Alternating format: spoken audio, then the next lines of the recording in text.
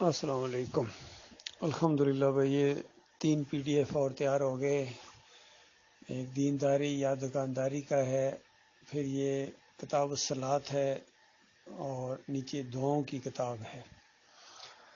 یہ PDF ہیں، ساتھی اس سے پورا فائدہ اٹھائیں، آگے شیئر کریں، دعائیں یاد کریں، صلاۃ کا طریقہ سیکھ لیں، یہاں سے پڑھ لیں۔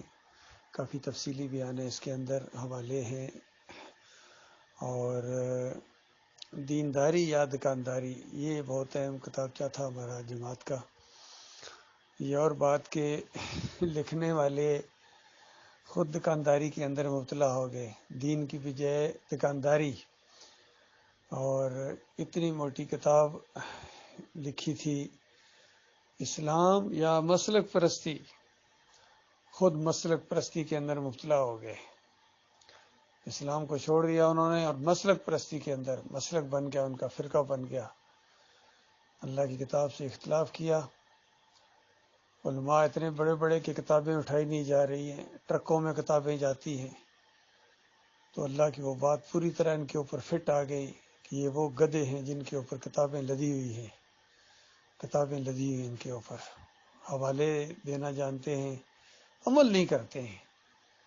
کرتے وہ ہیں جو جس کا حکم نہیں دیا گیا ہے، اور کہتے وہ ہیں جو کرتے نہیں ہیں۔ پہلے بھی علماء جب بگڑے تھے تو یہی کچھ انہوں نے کیا تھا۔